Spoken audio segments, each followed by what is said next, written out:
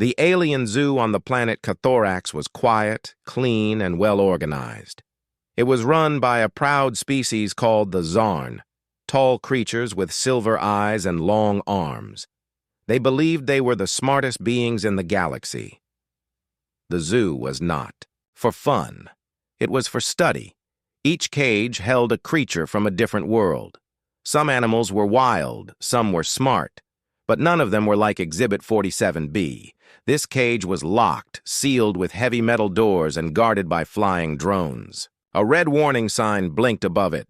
Danger! Human! Earth species! Do not enter alone! Inside the cage sat a man. His name was Daniel Carr, but the Zarn only called him the Human. He wore simple gray clothing, and his brown hair was messy. His face was calm, but his eyes were sharp. He watched everything. The Zarn believed humans were gone. Earth had been destroyed in a great war many years ago. The Zarn thought they won. They thought humans were extinct. They were wrong, curator. Jorasil was in charge of the zoo. He walked slowly along the glass walls, hands behind his back.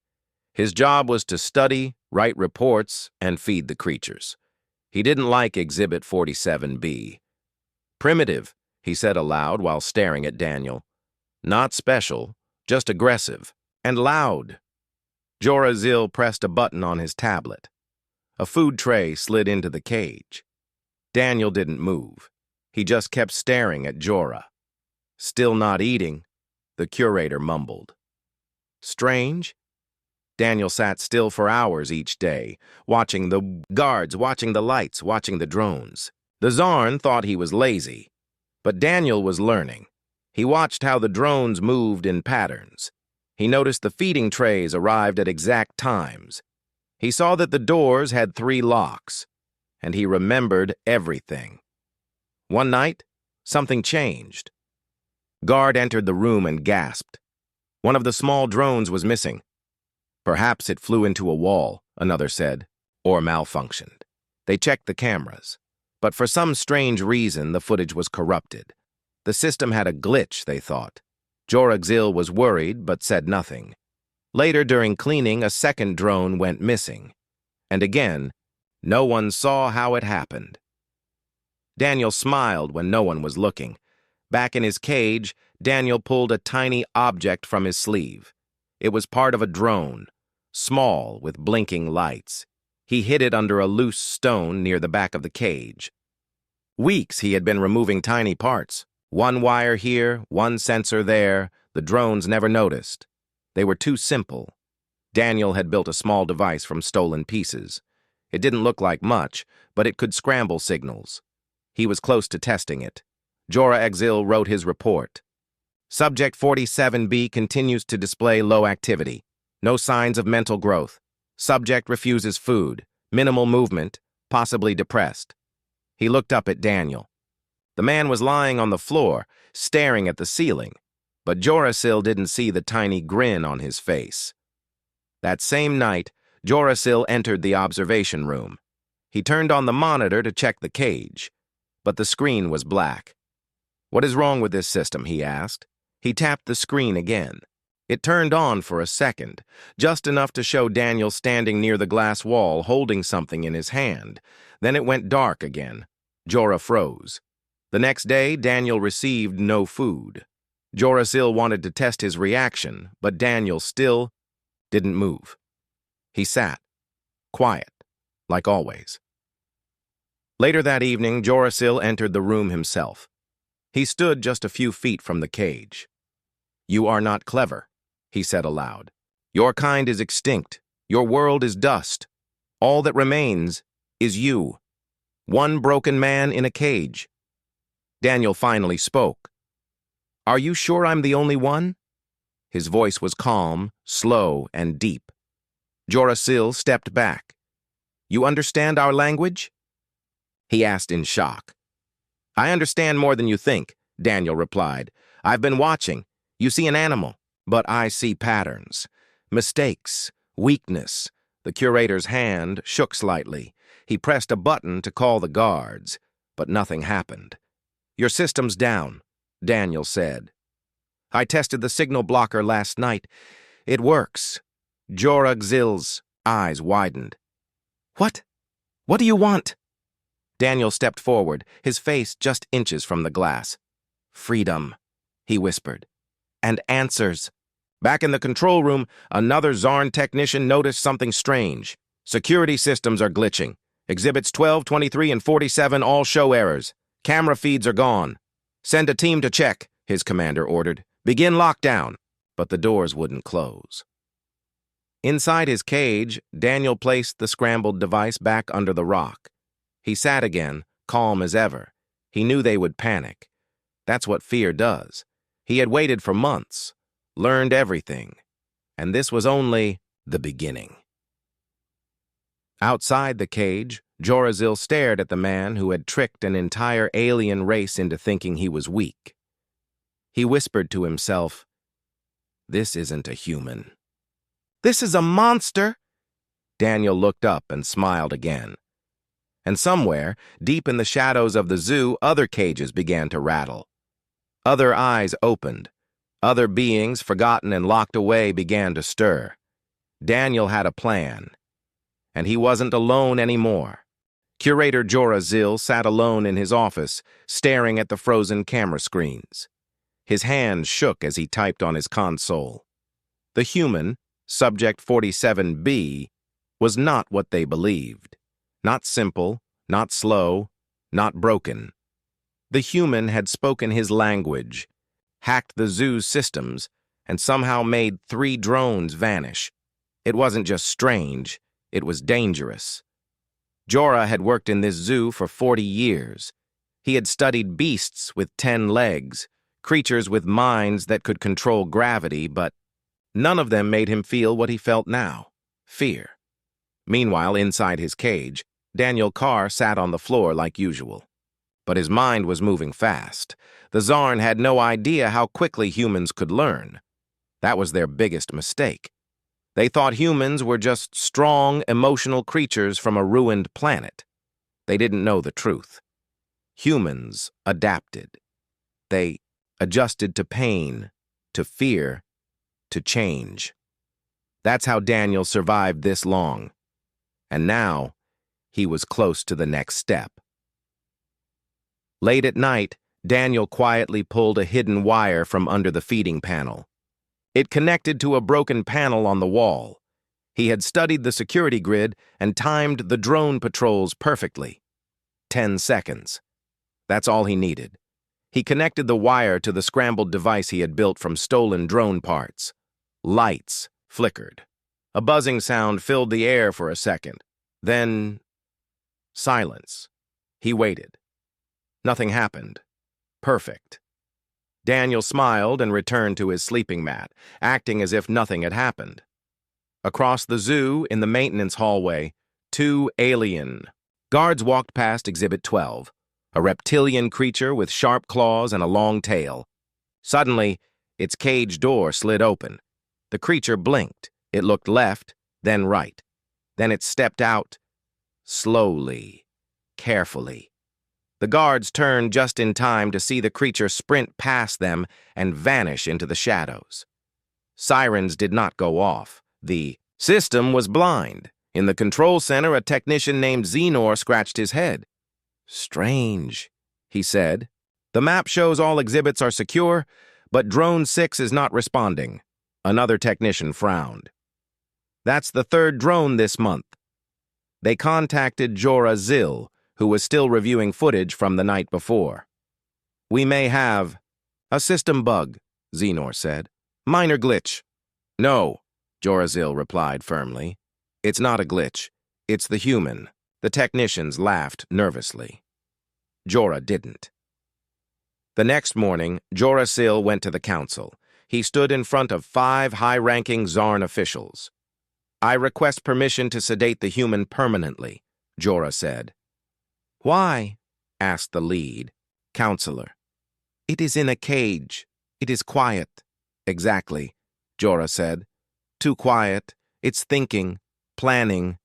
That creature has tampered with our tech. It understands our language. It may even be controlling parts of our system." The council laughed. Jorah, one said. You give the human too much credit. It's a relic of a lost species. Our people destroyed their planet. They are finished. Jorah's voice grew louder. You are underestimating the most adaptable species we have ever encountered. The council shook their heads. Request denied. Back in the zoo, Daniel was now working with patterns. He had learned how to turn the lights in his cage on and off with a hidden signal. It seemed like a useless trick, but Daniel knew better. He used the light signal to communicate. First with Exhibit 23, a species of tall, four-armed primates with excellent memory. Then with Exhibit 36, a telepathic amphibian with weak physical strength but strong mental focus. They didn't speak the same language, but they understood simple code. 1 blink, look. 2 blinks, wait. 3 blinks, move.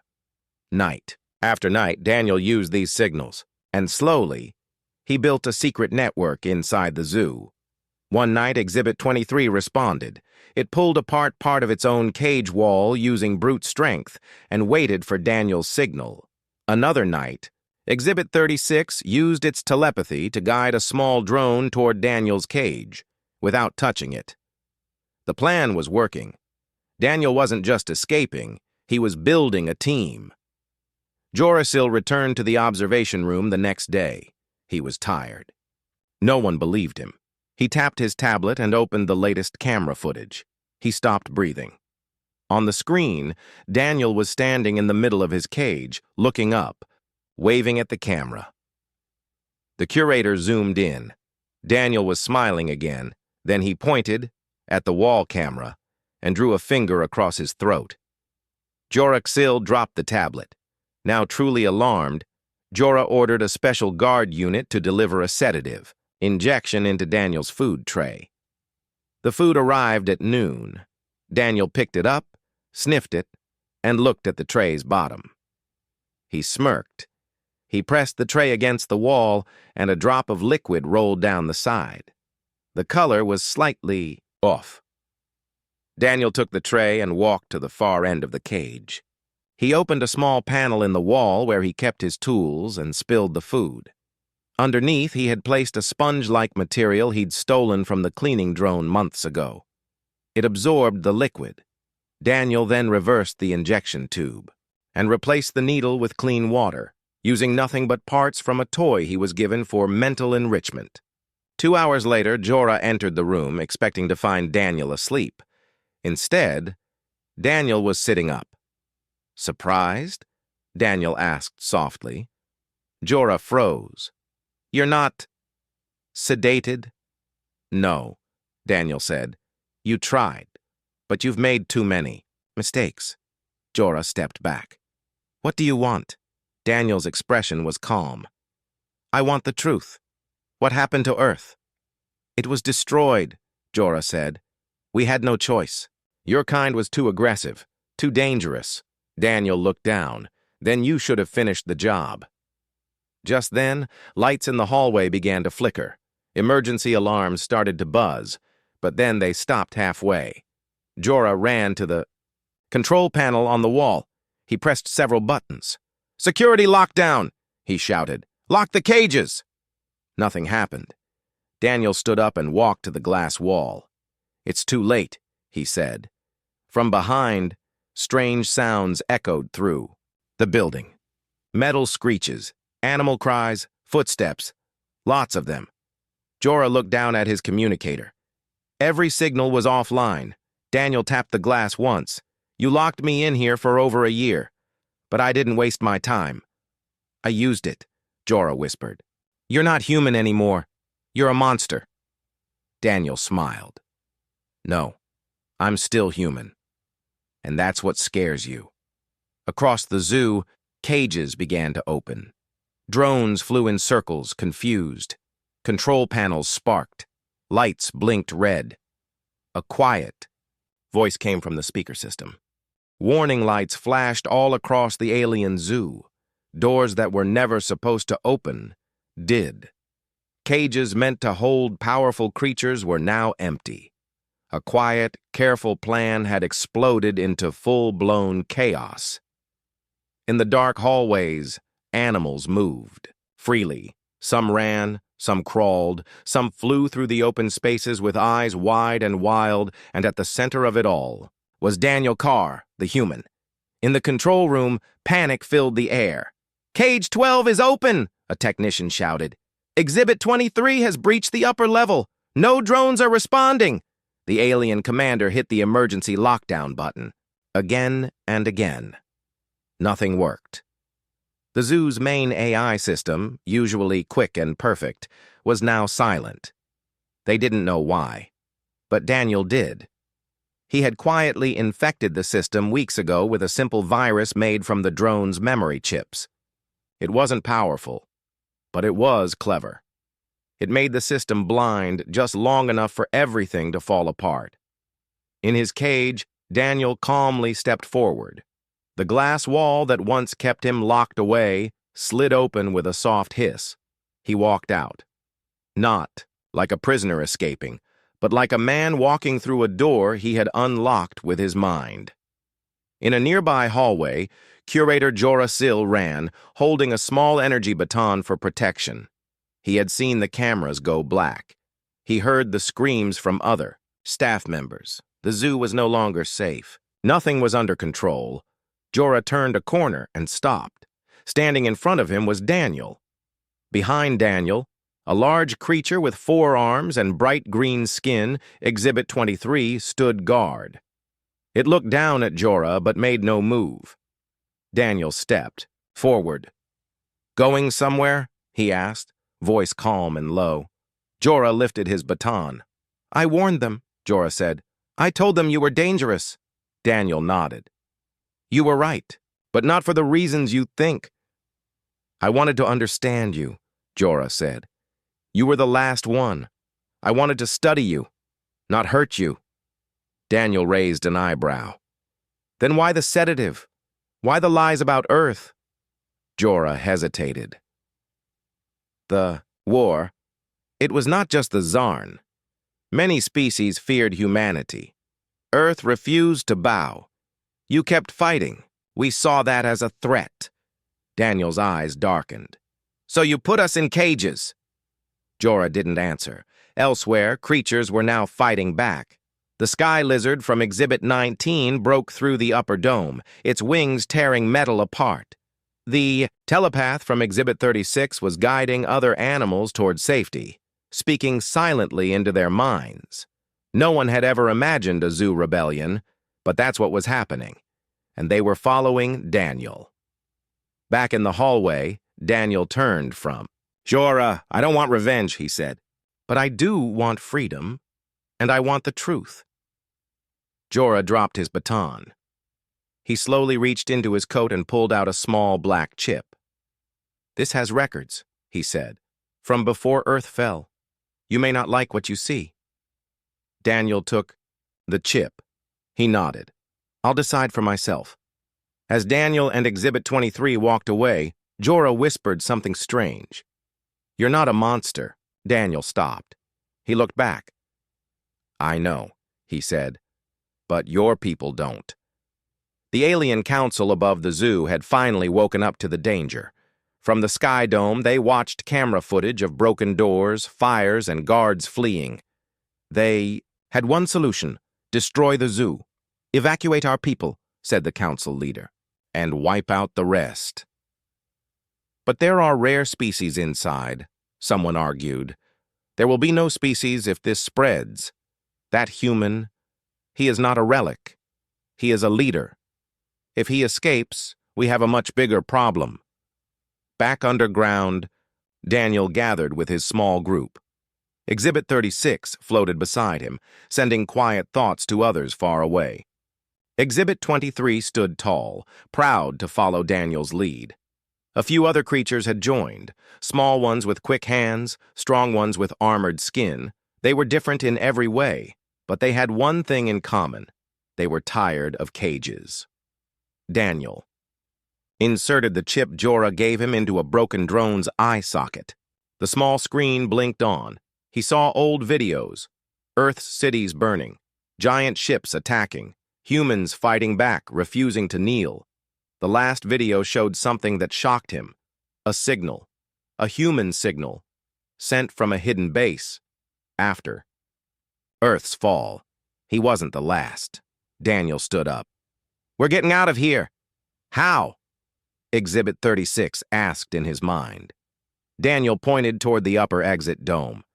"There's a ship hangar. They use it to bring in new animals. We take one and go." Exhibit 23 growled. "Too many guards." Daniel looked around at the others. "Not if we move together." As the group moved forward, alarms screamed louder. Flying drones now swarmed the hallways, firing stun blasts at any moving thing. But Daniel and his team had studied their patterns. They moved in bursts, hid behind broken walls, and took drones down one by one. They used teamwork. Real teamwork. Daniel didn't bark orders. He suggested ideas. He gave trust. And in return, they followed him not with fear, but with hope. In the final hallway, they reached a large metal door. Behind it was the hangar. Daniel placed his hand on the control panel. It buzzed. "Locked," he muttered. Exhibit 36 floated forward and touched the panel with a glowing finger. It sparked once, then opened with a hiss. The hangar was wide and empty, except for a single transport ship. Daniel ran toward it. "Everyone inside. Fast." Above the zoo, the council gave the final order. "Begin purge in 60 seconds. The yank." Hangar lights flashed red. The ship's engine started. Daniel sat in the pilot seat. "Do you know how to fly this?" Exhibit 23 asked. Daniel grinned. "No, but I'll figure it out." He pulled the lever. The ship shook. Then it rose. Drones fired from the towers, but Exhibit 36 sent a mental blast that made them crash into each other. The ship soared through the broken dome into open sky. They were free. Daniel looked down at the burning zoo as it faded below. He tapped a button and sent a signal into deep space. A human voice, old and tired, played from the ship's speaker. "This is Earth Outpost. 7, we are alive. We are waiting. To any human left, come home." Daniel leaned back in his seat. "We're not done," he whispered. Then he looked at his strange new crew. "Aliens, yes, but friends. Now," he said, "let's go find the others." The stars were quiet. After escaping the alien zoo, Daniel Carr sat in the pilot's seat of the stolen transport ship. Around him sat a group of strange but loyal allies, beings from different worlds, all once prisoners, now free. They flew through open space with no map, no plan, and only one goal: find the human signal. The message Daniel had received was clear. Someone from Earth had survived. Somewhere in the galaxy, a human outpost was still sending a signal. Daniel had to find it. Behind him, Exhibit 23 stood guard near the door. The four-armed warrior still didn't speak much, but his eyes followed every light, every movement. Beside the control panel floated Exhibit 36, the telepath. It blinked slowly, its soft glow pulsing with each thought. "There is danger behind us," the creature whispered into Daniel's mind. "They are chasing." Daniel nodded. "I expected that." The ship had little fuel left. It was an old transport ship, not meant for long flights. Still, Daniel had managed to figure out the controls, thanks to years of watching the Zarn operate them back in the zoo. But one thing bothered him. They had escaped too easily. Yes, there was chaos. Yes, the systems were broken, but the Zarn weren't fools. They were letting him run, for now. Back on the planet Cathorax, deep in a military station under the Council Dome, a new plan was taking shape. "We must recover the human," the Zarn general said. "Not kill, capture." "Why?" asked another officer. "Because others will listen to him. He is a symbol. If he reaches that human outpost, he will light a fire we cannot stop." So they sent the best. Elite hunters. Trained Zarn soldiers with special ships and trackers. Cold, silent, and loyal. They did not speak. They only hunted. Back in space, Daniel studied the signal on the ship's radar. "We're getting close," he said. "It's coming from that asteroid belt." The signal was weak, broken, but still calling. Exhibit 36 floated beside him. "I sense eyes. Watching." Daniel tightened. His grip on the control stick. He wasn't wrong. Suddenly, a red light flashed on the screen. Tracker locked. "Incoming vessel!" Daniel leaned forward. "Someone followed us!" Two sharp black ships appeared from behind the nearby moons. Their design was smooth and quiet. No lights, no symbols. They were fast. "Hold tight!" Daniel shouted. He pushed the engines to full power. The ship shook as it rushed toward the asteroid belt. Lasers flew past them. One blast hit the side of the ship. Metal sparked. Lights blinked. "We can't outrun them," Daniel said. Exhibit 23 moved to the back of the ship, opened a weapons crate, and picked up a large blaster. "I fight," he said simply. Daniel smiled. "That's the spirit." They entered the asteroid field. Rocks floated everywhere, huge, silent, deadly. Daniel flew low, weaving between the floating stones, dodging shots from the enemy ships. The hunters followed closely, but they didn't know what. Daniel had seen a hidden cave inside a large asteroid. He spun the ship sharply and dove into the narrow tunnel. The hunters tried to follow, but one ship crashed into a rock and exploded in silence. The second followed. Slower now. Inside the cave, the ship came to a sudden stop. Lights flickered, but systems stayed online. Daniel jumped from his seat. "Everyone, out, now!" They exited the ship and ran into the dark tunnel. Behind them, the second hunter ship hovered at the entrance, waiting. Deeper in the asteroid cave, they found something strange. Walls carved by hand, old lights, footsteps in the dust. Daniel raised a hand. Someone lived here. They moved forward. At the far end of the tunnel, they found a steel door, rusted but locked with a keypad. Daniel reached out and touched it. It lit up. Human code detected. The door slid open. Inside, they found a small room, filled with old Earth tech, screens, radios, solar panels. A flag of Earth hung from the wall, torn and faded. Daniel walked slowly, touching everything like he was remembering a dream. He turned on the radio. Static. Then, a weak voice came through. "If anyone hears this, this is Outpost 7. Survivors of Earth's last defense. We are waiting." Daniel's hands shook. "They're alive." But before they could celebrate, the walls shook. Boom! The second hunter ship had fired at the cave. Rocks fell from the ceiling. Exhibit 36 floated quickly to Daniel. "The hunter is coming," it said in his mind. Daniel looked around. They were trapped.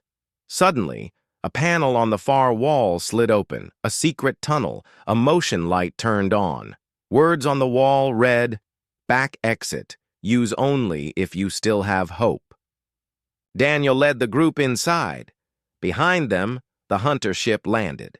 A tall, armored Zarn stepped out.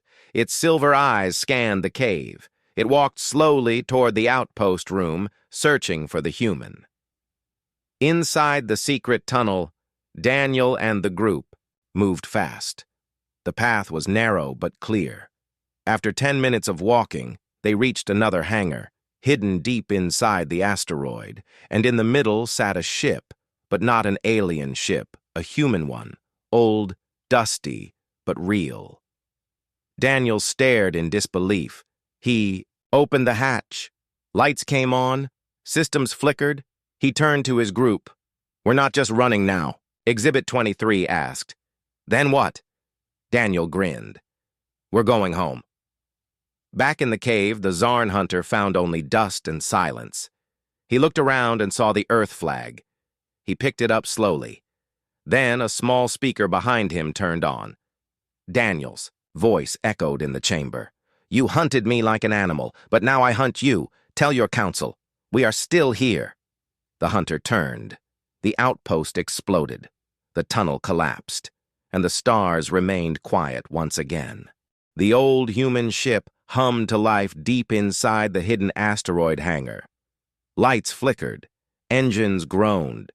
Dust fell from the ceiling as Daniel Carr sat in the pilot's seat, staring at the cracked control screen in front of him. It wasn't perfect. It wasn't fast. But it was home. Behind him stood his strange but loyal crew, alien beings once locked away in cages, now following him not because they had to, but because they believed in something new. They believed in freedom. Daniel looked over the controls. The ship had 2 working thrusters, 1 damaged wing, and no working weapons. But the navigation system still functioned, and more importantly, it had a long-range transmitter. He pressed a button. The radio came alive with static. "Let's hope someone is still listening," Daniel said. He turned to Exhibit 36, the glowing telepath. "Can you boost the signal?" The alien blinked and placed its hand on the panel. The static changed. It became clearer. Daniel took a deep breath. Then he spoke. "This is Daniel Carr, human survivor, escaped prisoner from the Zarn Zoo on Cathorax. Earth may be gone, but humanity is not. We are alive, we are not broken, and we are coming home." He pressed send. The message flew into the stars. Far across the galaxy, on a dark moon with ice-covered mountains, a group of humans sat around a radio station inside a hidden bunker. The old man at the controls leaned forward. "Wait. Play that again." The message repeated. The name Daniel Carr echoed through the cold air. "Is it real?" someone asked. The old man nodded. He made it. Outside the bunker, a tall tower, lit up. A red light flashed for the first time in decades. Back in space, Daniel's ship rose from the asteroid cave. "Coordinates received," Exhibit 36 said. "Outpost 7 answered your message." Daniel smiled. "Set course." But before the ship could jump to faster speed, the radar lit up red. Multiple ships approaching. From the blackness of space, 5 Zarn hunter ships flew in tight formation. They had tracked Daniel's signal. Inside the lead hunter ship, the Zarn general gave a cold command. "Capture the human alive! Destroy the rest!" Inside the human ship, alarms rang. Red lights flashed. "We're outnumbered," said Exhibit 23, holding a heavy blaster. Daniel stood from the pilot seat. "We can't fight them, but we can show them who we really are." He ran to the ship's storage bay. There, inside a sealed box, was an old Earth flag. He unfolded it and looked at the blue and white colors. Then, without saying a word, he climbed to the top of the ship and placed the flag on the signal tower. "This is our message," he said. "We don't kneel." The Zarn ships closed in, lasers fired, the ship rocked, metal cracked, systems sparked. Still, Daniel stood tall, holding the ship steady. "Hold them off!" he shouted. Exhibit 23 fired back with a damaged cannon. The blast hit one hunter ship and spun it off course. Exhibit 36 sent a mental wave, confusing 2 more ships' controls for a few seconds. Daniel used that moment. He punched in the final. "Command, jump to Outpost 7. The ship's core roared. Lights surrounded them. And in a flash, they vanished. Moments later, the human ship reappeared above a quiet, snow-covered moon. Daniel looked out the window and gasped. There it was. Outpost 7, a hidden base built into the side of a mountain. Dozens of people walked outside, waving at the ship. A landing pad lit up with blue lights. Daniel guided the ship down slowly. It wasn't smooth, but they landed safely. The door opened. Cold wind rushed in. Daniel stepped out, and for the first time in years he saw other humans. Not behind glass, not in memories, but real, living people. A woman in a thick jacket ran forward. "Daniel Carr?" she asked. He nodded. She smiled. "We thought you were all gone." Daniel looked back at his crew, the alien beings who had helped him escape, fight, and survive. He turned to the woman. "We're not gone. We were just in cages." Days passed. News of Daniel's escape spread across secret human channels. Survivors from other colonies listened to the message he had sent. "We are not broken, and we are coming home." The message reached rebels, scientists, children, and soldiers. People who had given up hope now had something new. But the Zarn Council was not silent. They met in their high tower, worried. "He has united species," one leader said. "He is only one man," said another. "No," the general replied.